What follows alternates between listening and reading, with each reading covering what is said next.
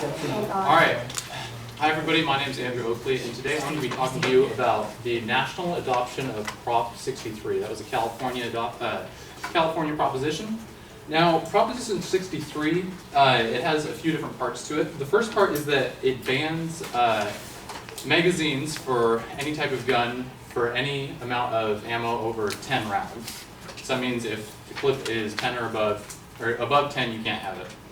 It also forces background checks for the purchasing of ammunition. So before we had background checks solely for the purpose of buying guns, but for Prop 63 there is a background check for buying the ammunition as well. And lastly, it forces background checks past the first sale of the weapons. For some states, there is only a background check for the first purchase at a gun store. But for Prop 63, there are multiple checks any time the gun changes hands, whether it's a gift or a purchase.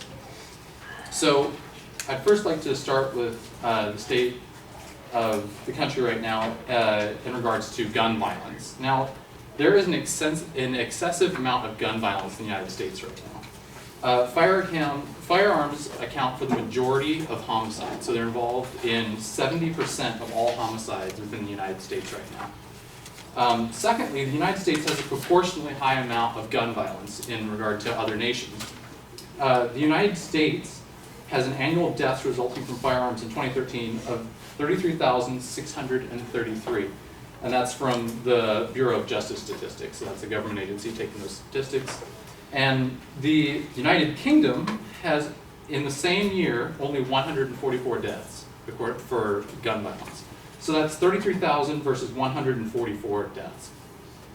Next, many guns that were used in crimes were originally sold legally, but then were sold illegally past the first point of sale. So that means someone bought the gun and then sold it to someone else who shouldn't have actually been purchasing it because they were a felon or had some type of charge that they weren't allowed. And according to Newsweek, 40% of American gun owners received their gun as a gift from an acquaintance or a friend or a family member. According to Science Direct, 90% of inmates in state prisons said that they didn't get the gun from the first sale, so they weren't getting it from the original point of sale from a gun store. Now, I'd like to now move on to the causation for all this gun violence. Background checks, the lack of background checks and gun regulation at a federal level allow gun violence to occur. So it's the lack of background checks and at the different times that is a cause of this. So first, background checks are not required for private sales, which are illegal for guns, depending on who you are.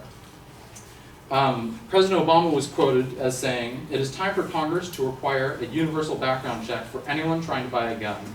The law already requires licensed gun dealers to run background checks, but it's hard to enforce the law when as many as 40% of gun sales are done so privately." So he's pointing at the fact that the majority of gun sales don't have to go through a background check because they're private. Next, I'd like to point to this cause of high gun violence, to the high capacity magazine availability, which allows for more violence to occur with these guns. So Adam Winkler, a UCLA professor of constitutional law, was quoted as saying that it makes far more sense to focus on high capacity magazines than it does to focus on assault rifles. The size of the magazine is associated with the amount of damage that a weapon can inflict. So he's pointing to the ammunition rather than the gun themselves, because they can deal out far more firepower in a shorter amount of time with these high capacity magazines. So lastly, I'd like to point to ammunition access that is open to anyone. Currently, you don't need any special form of background check or ID for ammunition purchases. So from the Lieutenant Governor Gary Newsom of California, he states that a gun needs a component, and that's the ammunition, to be deadly. And the reality is today that anyone can buy ammunition anywhere. So lastly, I'd like to point towards how adopting Prop 63 at a national level will fix these issues that are in place that are leading to this high amounts of gun violence. So firstly, Prop 63 would enforce even private gun sales to be monitored, so past the first point of sale.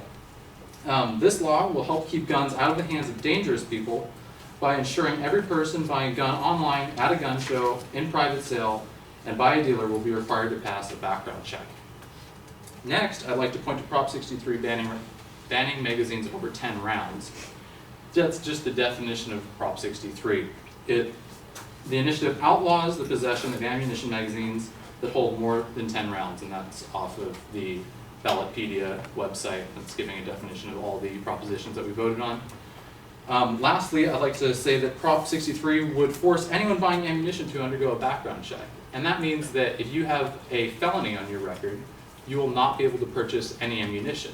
And in doing so, you will also be put through a background check to see if it's against the law for you even to be trying to purchase that. So some people who are have undergone a misdemeanor or felony aren't allowed to purchase. And so I'd like to push forward onto the plan of action.